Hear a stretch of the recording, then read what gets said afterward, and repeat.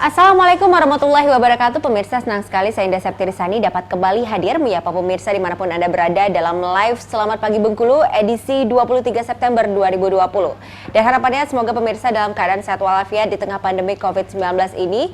Dan tentunya jangan lupa untuk selalu mematuhi protokol kesehatan. Sesering mungkin mencuci tangan, kemudian yang paling penting adalah physical distancing, menjaga jarak antar sesama. Dan pemirsa, mengenai hari ini kita akan membahas mengenai kontroversi masker scuba. Nah, masker scuba dan buff mendadak menjadi kontroversi. Juru bicara Satgas Covid Nasional bahkan termasuk Dirjen Pencegahan Penyakit Kemenkes menyatakan masker scuba dan buff berbahaya karena terlalu tipis sehingga virus masih bisa tembus. Sedangkan yang kita ketahui banyak sekali ya sekarang penjual masker-masker, apalagi penjual masker scuba di jalanan, dan bahkan banyak sekali pelaku-pelaku usaha yang menjualkan masker ini. Dan sebenarnya apa sih yang cocok, baik dan benar dalam penggunaan masker? Masker seperti apa yang tentunya harus kita gunakan dalam keseharian di era new normal ini? Karena kita ketahui di era new normal ini kan kita dapat beraktivitas dengan baik, namun dengan syarat menggunakan masker dan protokol kesehatan yang lainnya. Nah, kita akan membahas tema kita di hari ini. Dan tentunya kita akan mengundang Ketua Satgas Covid ID wilayah Bengkulu, kemudian juga ada COO Bengkolen Mall, dan kita akan berbincang mengenai kontroversi masker scuba ini. Namun setelah jeda pariwara berikut, tetap bersama kami.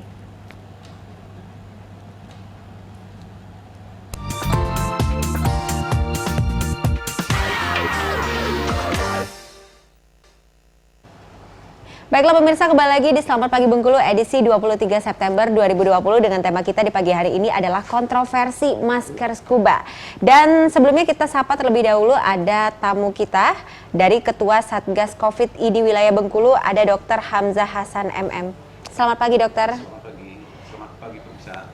Gimana kabarnya, sehat? Alhamdulillah sehat. Alhamdulillah sehat ya. Dan selanjutnya ada COO Bengkolen Mall, ada Bang Irwandi Putra. Selamat pagi Bang. Ya, pagi juga. Gimana kabarnya, sehat ya? Alhamdulillah sehat. Alhamdulillah sehat. Nah, mengenai tema kita di hari ini, saya ingin terlebih dahulu bertanya bersama Dr. Hamzah ya. Dokter, apa sih tanggapannya mengenai larangan penggunaan masker scuba atau buff ini ya? Apakah sependapatkah dengan larangan ini atau ada pendapat lain, dokter? Sangat sependapat. Sangat sependapat. Karena memakai masker itu tentu kita kembali kepada fungsi, ya. Kita tahu bahwa masker scuba itu kan tidak memenuhi syarat ya secara medis ya di dalam penyaringan virus yang masuk. Nah, karena itu kita sangat setuju sekali kalau seandainya itu diterapkan betul. Seharusnya itu diterapkan. Jadi bukan hanya sekedar masker kemudian aksesoris dan segala macam, harus tahu fungsinya. Fungsinya itu kan untuk menyaring supaya partikel yang ada di luar termasuk itu coronavirus tidak masuk ke dalam tubuh kita. Nah, itu ada syarat. Kalau untuk coronavirus itu harus di bawah 20 mikron. Ya, di bawah 20 mikron atau sekitar 15 atau 10 mikron.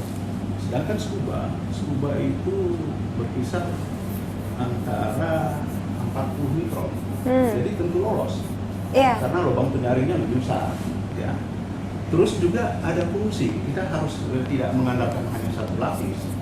Itu harus berlapis-lapis. Sedangkan scuba itu hanya satu lapis. Nah, scuba kalau kita tarik, itu kan melar dia. Iya. Jadi artinya nggak ada fungsi sama sekali kalau kita pakai masker scuba. Ya, kita udah capek, kita sudah susah, tapi fungsinya nggak ada. Jadi karena itu kita senang sekali kebijakan yang diambil nanti seperti itu. Berarti benar ya masker scuba ini tidak dapat menahan? Tidak dapat. Tidak Karena dapat. dia tidak dapat menahan karena partikel yang kalau tujuannya adalah coronavirus, partikel yang lebih kecil itu tidak bisa. Tapi kalau partikel yang lebih besar lagi di atas 40 mikron itu bisa. Kita tahu coronavirus lebih kecil dari itu. Artinya kan virus itu masuk lolos. Oke. Ya. Nah, jadi standar masker kesehatan yang baik itu seperti apa? Apa yang menjadi pilihan masyarakat untuk membeli masker? Sebenarnya ada beberapa ya, ada 3 yang kalau kita kategorikan. Satu masker N95 yang dipakai oleh tenaga medis ya, di dalam menghadapi pasien-pasien yang itu berisiko. Kemudian satu lagi adalah masker bedah, ya masker bedah itu mungkin pemirsa tahu semua itu yang warna hijau, ya.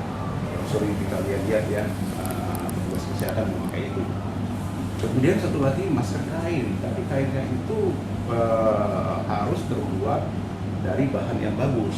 Ya. Bahan kainnya, misal kita ambil contoh, misalnya dari kain Katun. Katun, Ya, bahan Katun, katun. ya, katun ya. Itu kerapatannya kan benangnya itu lebih kurang hampir 100 lebih kerapatan Iya, benang. iya. Jadi itu kalau diambil dari bahan katun itu sangat bagus, tapi tidak bisa juga satu lapis karena fungsinya itu kita harus memperkirakan atau mencegah supaya kalau satu lapis kalau itu jebol, ya kan, itu akan langsung ke kita kan. Nah makanya itu juga yang paling bagus itu 3 lapis dibuat, Iya. ya 3 lapis. Masker bedah itu 3 lapis, masker bedah. Satu fungsinya adalah menahan, bagusnya bahan yang di luar itu tidak menempel, ya. Jadi kalau ada bakteri atau partikel lain itu tidak menempel. Itu bahan yang paling luar yang bersifat. Kalau itu pun juga lolos, itu Ya. harus ada lapisan kedua. Lapisan kedua itu fungsinya sebagai penyaring. Jadi sehingga dia tidak lewat. Kemudian lapisan ketiga itu harus bisa menyerap. Nah, ini fungsi lapisan ketiga ini menyerap apa? Kalau seandainya yang memakai masker itu ada bibit-bibit penyakit, itu diserap dulu di situ. Terus kalau mau keluar dia udah disaring dulu gitu. Iya. Terus kalau keluar nanti sudah ada lapisan ketiga. Jadi itu cukup aman, bisa sekitar untuk pencegahan kalau kita pakai seperti itu bisa sekitar 80% bisa mencegah dari yang sekarang lagi ada COVID. Iya, berarti untuk masker kain diperbolehkan asal memenuhi syarat ya dengan bahannya yang katun, Ya. bisa dikatakan katun dan kemudian lapisnya idealisnya adalah 3 lapis. 3 lapis. 3 lapis yang digunakan. Nah dokter, ini kan masker medis sejenis sensi dan yang lainnya ini kan sempat melambung tinggi ya di awal-awal COVID-19. Nah apakah dengan adanya larangan untuk menggunakan masker scuba ini nantinya bakal melambung tinggi lagi nih masker sensi dan kemudian sulit untuk didapatkan? Apa tanggapan dari dokter? Ya, secara kalau kita mundur ke belakang pada waktu awal-awal Ya. wabah ini mulai, itu karena kita tidak siap. Ya, industri pembuat juga sudah tidak siap waktu itu karena begitu tiba-tiba kemudian permintaan banyak sehingga itu harga-harga tidak bisa Melambung tinggi. melambung tinggi. Kalau sekarang dengan sudah kejadian seperti ini, itu semua sudah siap, semua sektor sudah siap. Jadi walaupun itu permintaan misalnya dari pasar tinggi, itu sudah banyak masker-masker diproduksi. Jadi mungkin tidak terlalu khawatir ya kalau seandainya dan itu mudah kita dapat. Contohnya sekarang kan di Indomaret ya. Iya. Di Ya, apotek. bukan hanya di apotek. Di toko-toko supermarket begitu sudah ada yang jual itu. Artinya itu produksinya sudah banyak. Dan kalau itu nanti meningkat juga saya yakin itu sudah siap. Dan harga itu sudah dikontrol oleh pemerintah.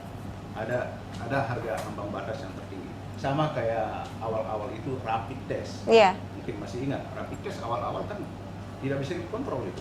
Sampai ada yang sampai 750.000 ya harganya gitu ya. Tapi sekarang udah sekitar 100, di bawah 100. Karena pemerintah udah mengontrol itu dan sudah siap, semua sektor sudah siap yang berhubungan. Oke. Berarti dokter yakin ya bahwa tidak ada pelambungan harga yang tinggi nantinya untuk masker sensi dan masker medis lainnya? Sangat-sangat yakin. Sangat yakin? Sangat Iya. yakin. Iya. Baik. Nah, Bang Irwandi, Ya. Bang Irwandi ini kan kabarnya Bengkolen Mall akan menerapkan untuk pelarangan menggunakan masker scuba atau sejenis buff ya. Ya.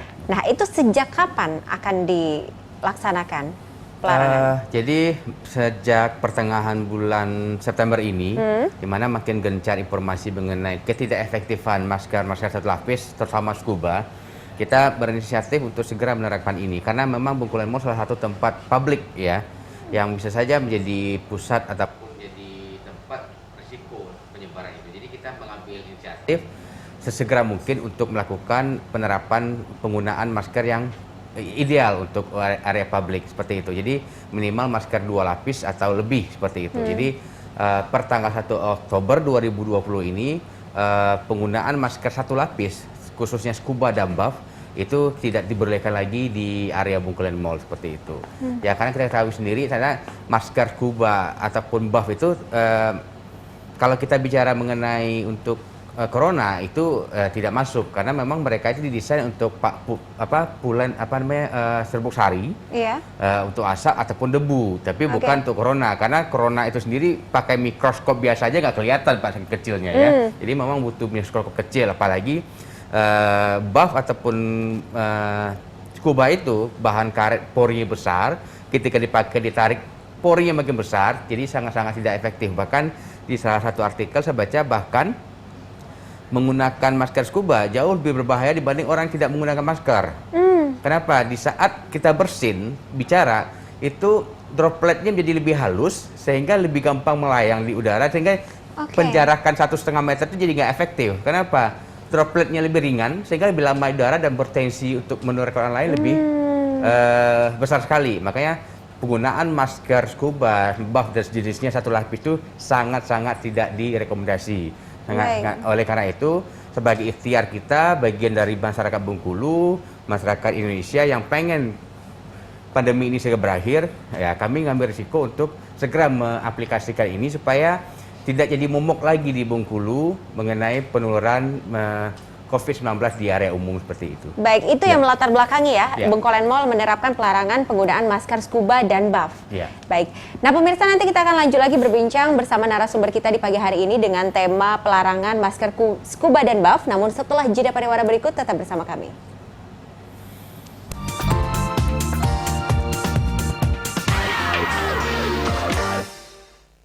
Hal ini kita lakukan malah justru sebaliknya ya. Jadi dari awal masalah COVID ini ada, kita dari Bengkulu Mall sudah melakukan pengawasan ketat ya. Mulai dari masuk kita sudah sediakan tempat cuci tangan dan mereka wajib cuci tangan seperti itu. Masuk pun mereka sudah wajib masker, harus dicek suhu. Di dalam pun kita sediakan satgas di mana mengawasi para pengunjung ini untuk selalu menggunakan masker dan juga duduk tidak terlalu berdempetan. Yeah. Jadi banyak yang memang dari awal lebay, berlebihan semacam, tapi kita pengen menjadikan Bengkulan Mall ini satu tempat yang orang tidak perlu khawatir dalam hal ketika harus beraktivitas di situ akan risiko COVID-19 seperti itu. Jadi dengan adanya usaha-usaha seperti ini kita pengen jadikan Bengkulan Mall tetap di tempat yang nyaman buat semuanya. Seperti itu sebenarnya. Jadi dengan itu bukan ketakutan yang diharuskan, tapi merasa lebih aman dan nyaman seperti harusnya. Seperti Baik, itu. nah larangan untuk penggunaan masker scuba ataupun sejenis buff ini, itu kan masih tahap sosialisasi, Bang Ya, Irwadi ya. benar, ya. Nah sejauh ini apa respon dari masyarakat ataupun pengunjung Bengkolen Mall? Saya rasa sangat positif ya, sama sejauh ini positif sekali karena ada waktu juga untuk sosialisasi, kemudian juga penggunaan masker ini sebenarnya orang udah paham fungsinya seperti itu. Jadi kita sekali lagi edukasi lagi untuk yang belum paham, sehingga sejauh ini mereka sangat responnya positif lah seperti itu. Apalagi kan isu ini bukan hanya kita yang bikin, ini memang betul-betul anjuran ataupun himbauan dilakukan oleh WHO dan juga dilakukan oleh Satgas COVID-19 kita sendiri. Jadi bukan sesuatu yang kita bikin untuk sesuatu gitu loh. Jadi memang ini demi kebaikan bersama, demi kebaikan kita semuanya seperti itu. Bagaimana cara manajemen Bengkolen Mall untuk menangani ataupun mengontrol kedatangan masyarakat ataupun pengunjung Bengkolen Mall? Apakah nanti di pintu masuk ada satpamnya yang bertugas di sana dan ketika para pengunjung tidak memenuhi standar penggunaan masker yang baik, apakah nanti disuruh pulang atau bagaimana nih? Oke. Dari awal kita memang sudah mengatur flow ya. Untuk mengatur flow itu selain juga untuk bisa mengontrol yang masuk dan keluar, itu juga untuk tidak terjadinya gesekan atau kerumunan di antara pas pintu keluar seperti itu. Jadi ada pintu-pintu tertentu yang kita memang tidak boleh orang keluar atau masuk pada tempat yang sama. Itu kontrol kita. Jadi masuk itu masker harus terpasang dengan baik, kemudian suhunya harus diukur dengan alat yang standar. Jadi alat tembak itu kita juga ada kalibrasinya, jadi itu nggak dipakai dari awal ya, paling 2 bulan sudah rusak karena memang ada ausnya seperti itu. Kadang-kadang sampai suhu orang 32 aku lucu Pak ya, atau 3 macam. Jadi kalau udah mulai ada aerol kita ganti seperti itu. Nah untuk penerapan masker scuba atau satu lapis lain ini nanti ini sosialisasi. Jadi kita lakukan, kita harapkan masyarakat udah mulai tahu. Pun misalnya ada masyarakat yang tidak tahu pas hari H nanti, kita masih akan lakukan tindakan persuasif ya. Tahap pertama mungkin kita akan bantu menyediakan masker yang standar, atau juga mungkin kalau mereka mau beli, silakan beli masker scuba boleh 2 lapis dulu. Jadi scuba itu boleh dipakai sementara tapi tidak boleh 1 lapis. Jadi mereka harus gunakan 2 lapis. Makanya juga dengan pengguna penjual-penjual scuba yang ada di sekitar kita, saya bilang nanti jualnya per paket aja langsung gitu. Langsung paket 2 iya, ya? Maksudnya sekarang beli langsung jual 2 aja dulu gitu kan. Jadi secara strategi marketing itu juga bagus Pak ya. Jadi stok mereka cepat habis tapi juga masih bisa mengikuti minimal menggunakan standar masker 2 lapis ya. Walaupun belum memenuhi harapan, tapi paling tidak udah ada edukasi sehingga mereka nanti ketika next membeli itu udah pastikan masker yang mereka pakai atau mereka beli itu benar-benar sudah memenuhi kriteria kebutuhan untuk pencegahan COVID-19 seperti itu. Jadi memang ini bukan pekerjaan yang simsalabim semalam, tapi kita harus terus-menerus melakukan edukasi karena sampai saat sekarang ini pun masih ada pengunjung yang kadang-kadang nyampe dalam begitu selesai keluar dari pengecekan pintu langsung buka. Jadi menganggap masker di tiket. Jadi bukan ya. Jadi kita tetap selalu ingatkan masker bukan tiket, tapi itu adalah bagian dari tubuh kita yang harus selalu dipakai, terutama selama beraktivitas di area luar, outdoor, tidak hanya di mall ya. Harusnya di mana saja seperti itu. Termasuk kalau seandainya ada yang duduk ngobrol, kita ingatkan tetap pakai. Kenapa? Masker itu harus tetap dipakai, terutama malah ketika berinteraksi dengan orang lain. Iya, benar. Nah, kalau kita kan kadang sebaliknya, ketemu teman, buka gitu kan, seperti itu ya. Seperti itu yang kita hindari. Malah harusnya ketika kita berinteraksi, apalagi bukan dengan anggota keluarga, itu masker tetap wajib dipasang seperti itu di area umum seperti itu. Karena kita nggak tahu nih teman kita dari mana tadi sebelumnya, ya kan? Terus siapa aja di sekitar kita seperti itu. Kadang-kadang mereka bersin sampai ya kita minimalisir lah. Jadi seperti itu. Makanya saya bilang kalau ada ibu, aduh pengap, Bu, kalau nggak nyaman, makanya mending di rumah saja seperti itu. Iya, Kayak kita selalu seperti itu, karena memang menggunakan masker nggak nyaman. Seperti itu. Makanya teman-teman karyawan saya bilang, carilah masker yang nyaman, meskipun mahal nggak apa-apa, karena itu investasi buat kita sendiri. Karena kita akan pakai masker jangka panjang, jadi carilah nyaman. Daripada kita beli asal gitu, tapi bikin pengap, bikin kita nggak nyaman, bikin jerawatan segala macam kan. Risikonya gitu Pak kayak, jerawatan pakai masker ya. Makanya maskernya mungkin juga nggak cuci tiap hari. Iya, benar. Karena ada yang masker itu diuluk-uluk besok pakai lagi, padahal berapalah bakteri yang malah itu beresiko sana. Ya. Iya, makanya memang tidak gampang, tapi kalau kita udah jadikan itu jadi habit, itu kan jadi kebiasaan yang mudah kok gitu. Oke, berarti pernah ditemui ya pengunjung Bengkolen Mall ini ketika datang menggunakan masker dan ketika di dalam malah ia lepas? Oh pernah ada, tapi memang presentasinya sangat udah kecil banget ya. Iya. Jadi tingkat kesadarannya sudah di atas 50% untuk di dalam Bengkolen Mall ya, seperti itu.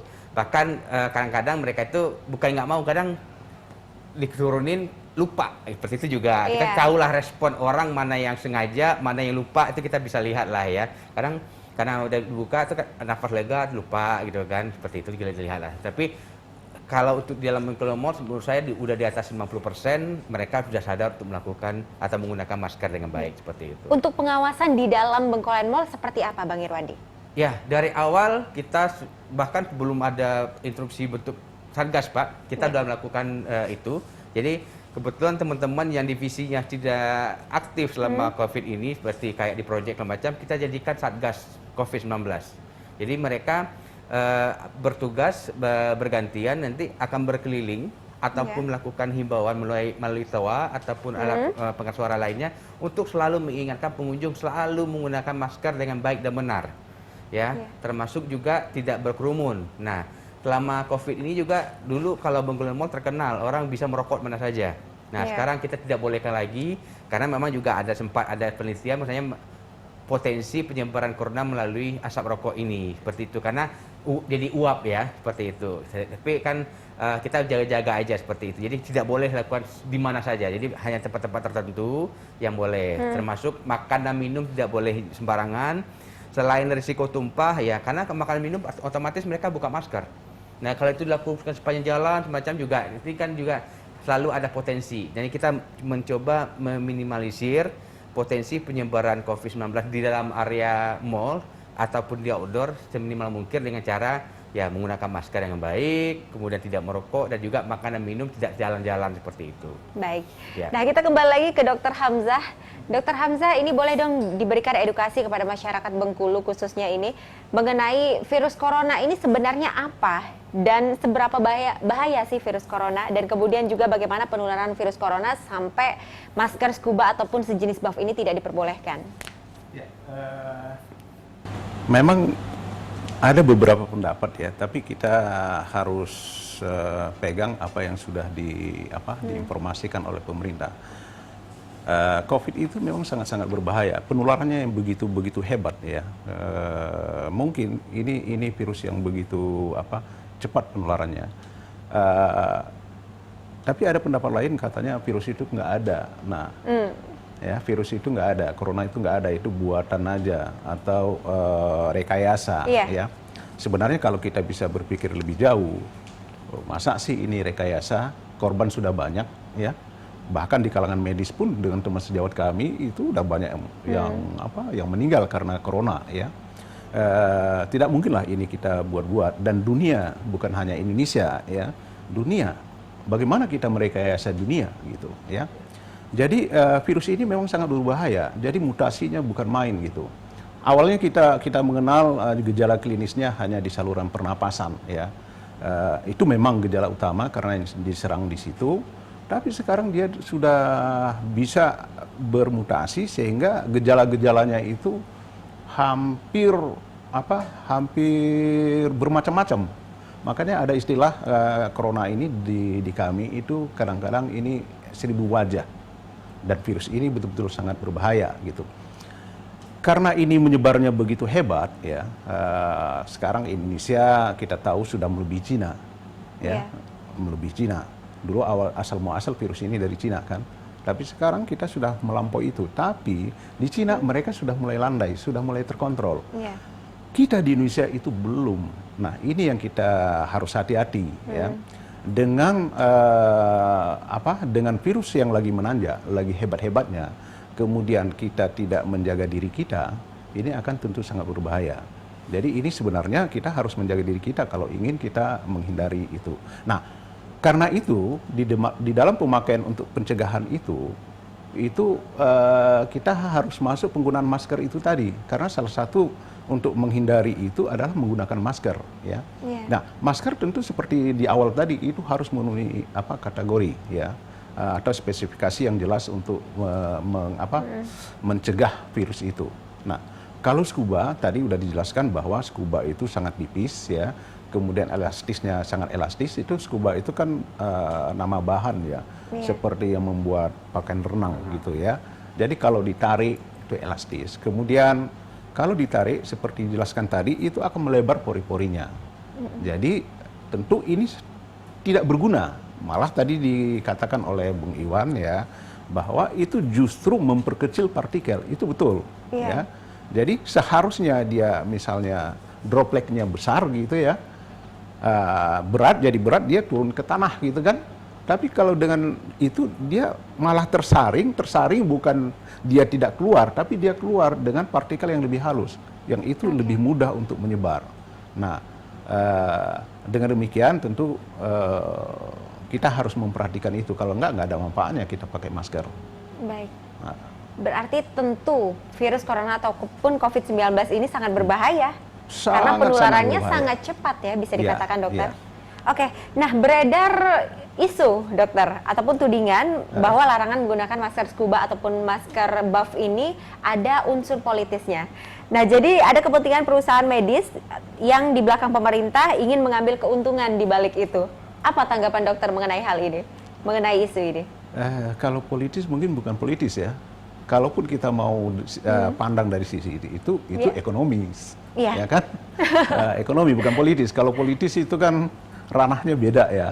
Kalau itu kan masalah dagang, masalah untung rugi, itu ekonomi. Kalau kami tidak berpikir sampai ke sana, kalaupun ada ikutan di balik kebijakan itu suatu hal yang wajar, ya. Tapi yakinlah pemerintah akan mengontrol itu. karena ini sangat-sangat penting di dalam pencegahan COVID-19 ini, ya. Seperti kemarin rapid test itu kan langsung dikontrol. Nah, begitu juga dengan penggunaan masker, dilarang itu bukan indikasi karena ada politis, ekonomi bukan, tapi semata-mata untuk keselamatan, bermanfaat atau tidak gitu, ya. Jadi kita tidak berpikir seperti itu.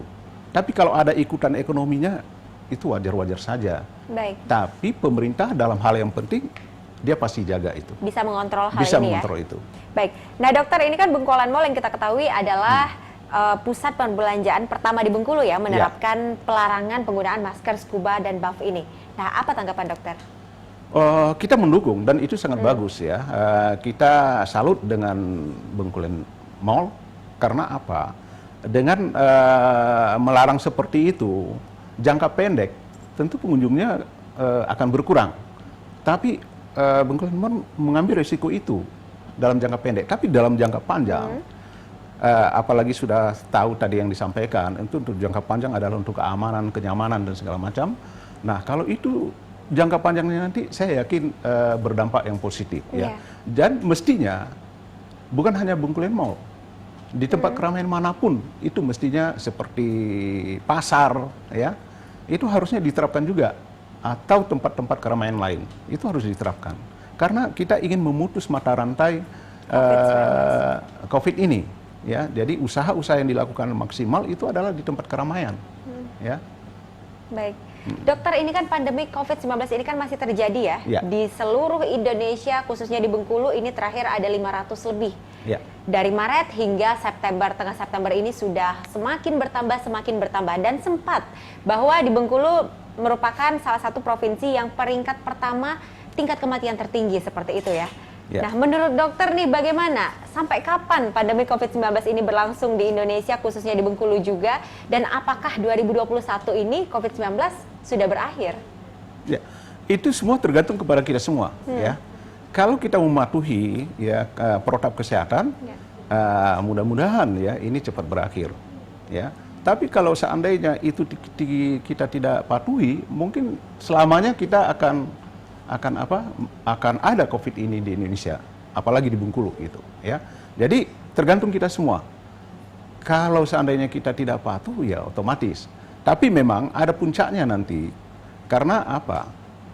Ini sebenarnya tidak lebih, kalau yang seperti ini sekarang itu kan herd immunity sebenarnya. Kita protap kesehatan itu hanya untuk mencegah. Kalau kita lakukan itu bagus untuk diri kita dan orang lain. Tapi kalau itu tidak kita lakukan, itu kan kita membahayakan orang lain, ya, atau orang lain membahayakan kita. Jadi artinya kita terpapar. Nah, bayangkan saja kita tidak tahu siapa yang membawa COVID, ya. Suatu saat tentu ada puncaknya. Kalau sampai 80% penduduk atau Bengkulu 80% penduduk terpapar itu artinya sudah terbentuk kekebalan kelompok. Kalau sudah terbentuk kekebalan kelompok, artinya untuk corona itu sudah bisa dikendalikan, gitu. Karena orang sudah tahan terhadap itu. Tapi kan kita tidak mau seperti itu, karena kalau itu yang kita lakukan, kalau kita tidak memakai protap kesehatan, ya, itu akan banyak korban-korban berikutnya. Jadi angka COVID itu akan semakin tinggi gitu ya. Kita tahu angka kematian daripada COVID itu kan sekitar 5% ya. Di Indonesia itu sekitar 5, sekian. Nah, bayangkan kalau penduduk Bengkulu atau Indonesia yang 262 juta ya.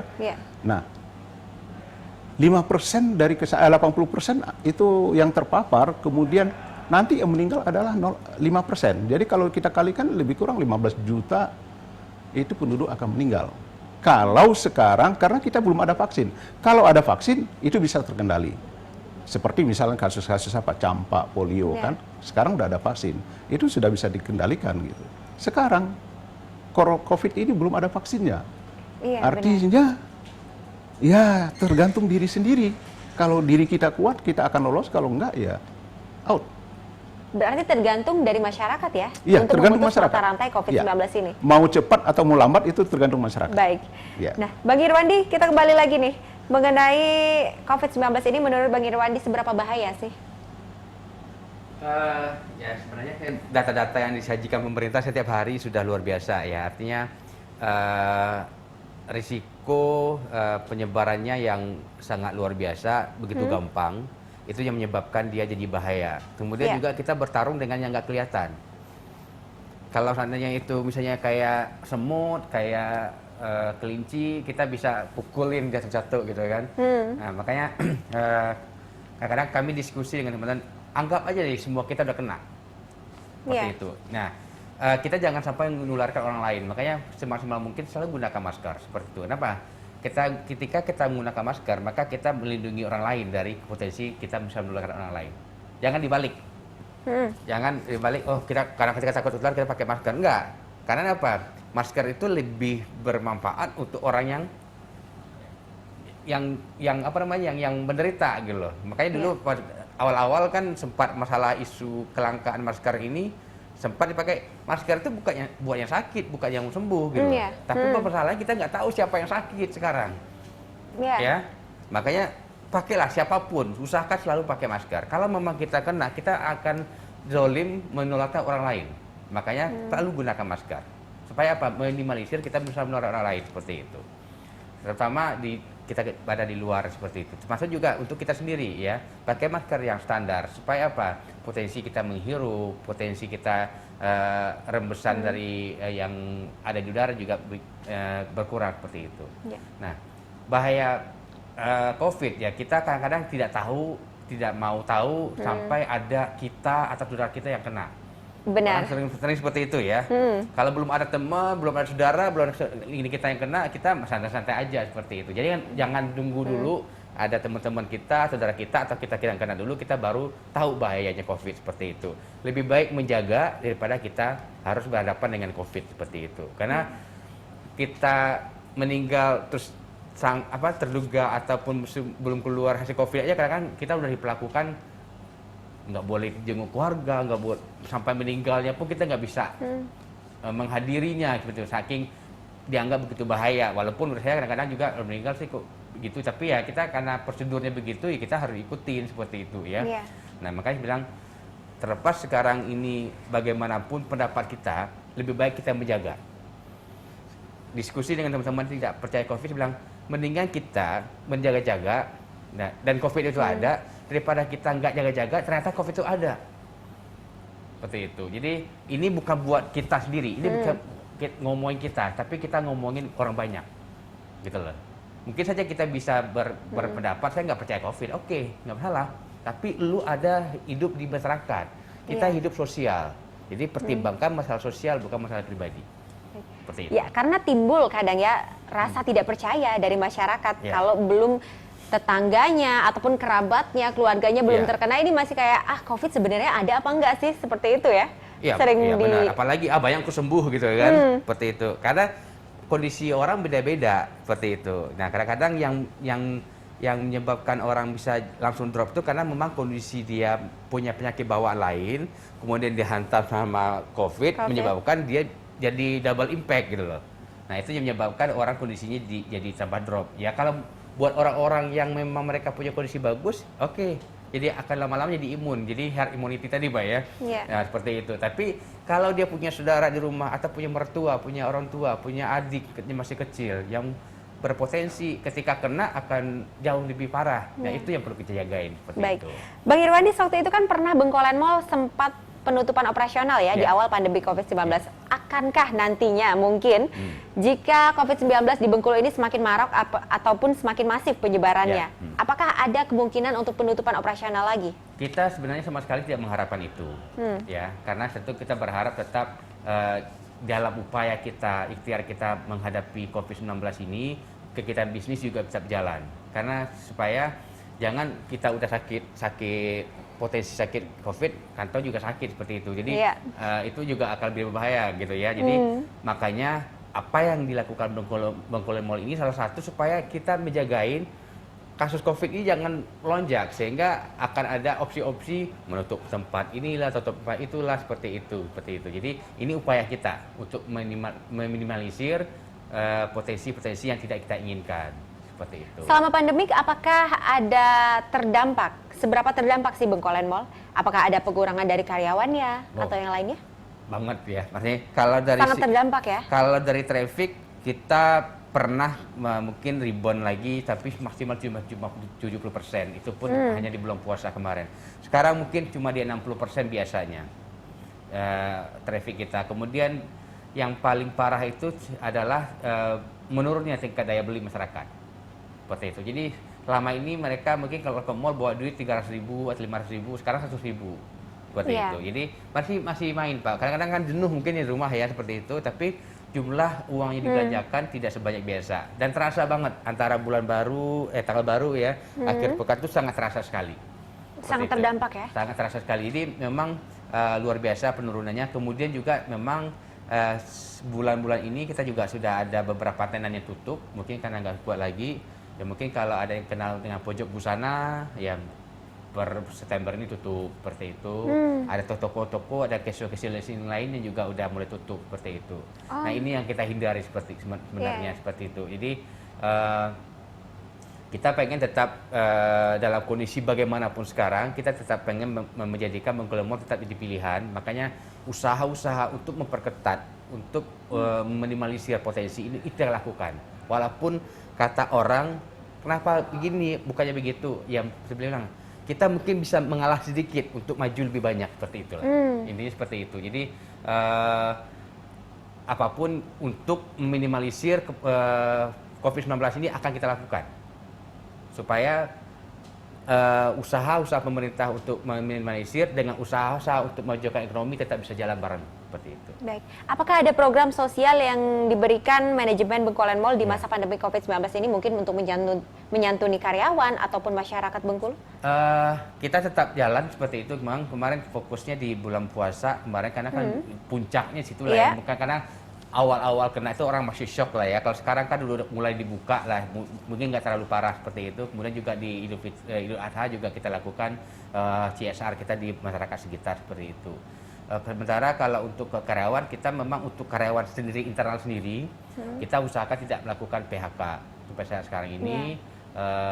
Tapi memang untuk tenan-tenan tertentu mereka mungkin sudah melakukan pengurangan karyawan untuk memaksimalkan supaya tidak terjadi penutupan ataupun PHK lebih masa lagi seperti itu. Ya. Ya, pemirsa, nanti kita akan lanjut lagi berbincang bersama dengan Dr. Hamzah dan kemudian juga Bang Irwandi di pagi hari ini. Namun setelah jeda pariwara berikut, tetap bersama kami.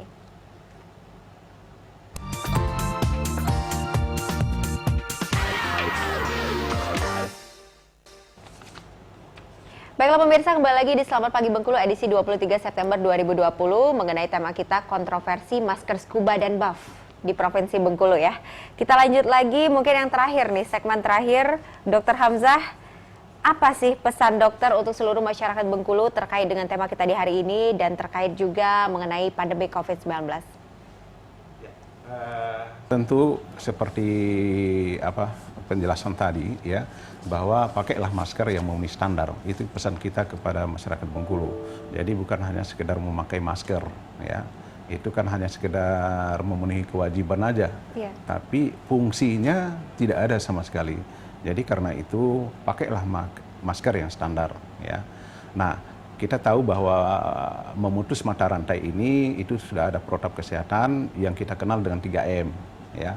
Kalau saya malah 4M deh ya. Apa itu?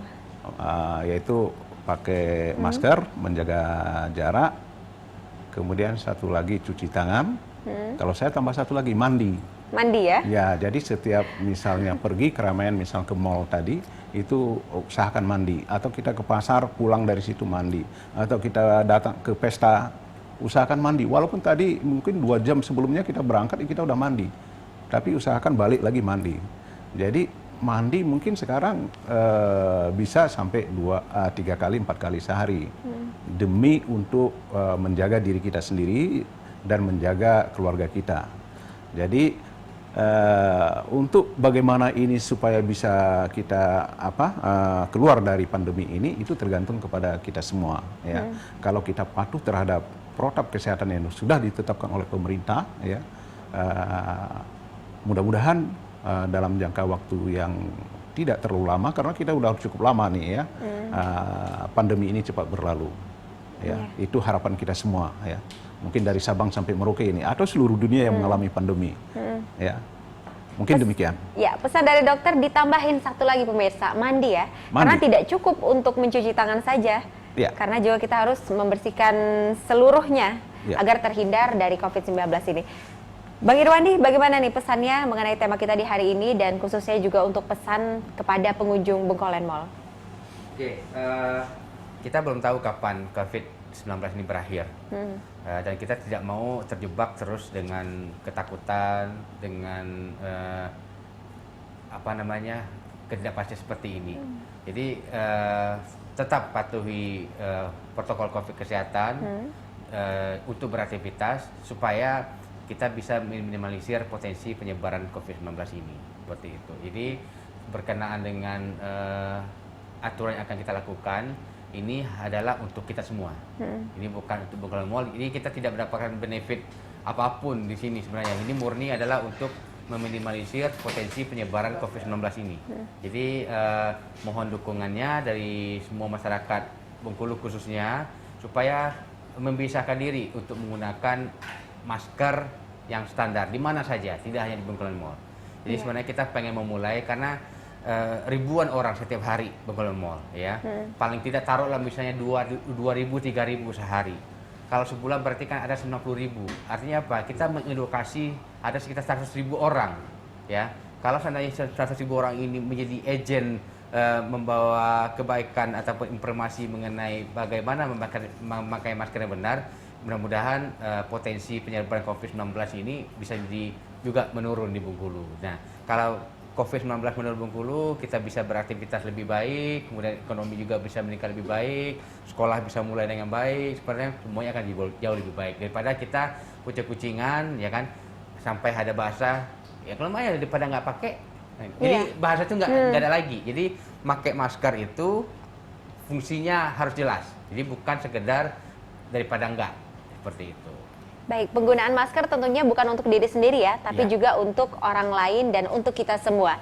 Baik, terima kasih dokter atas waktunya di hari ini telah berbincang bersama kami, telah memberikan informasi yang banyak untuk kami, dan terima kasih juga Bang Irwandi informasinya.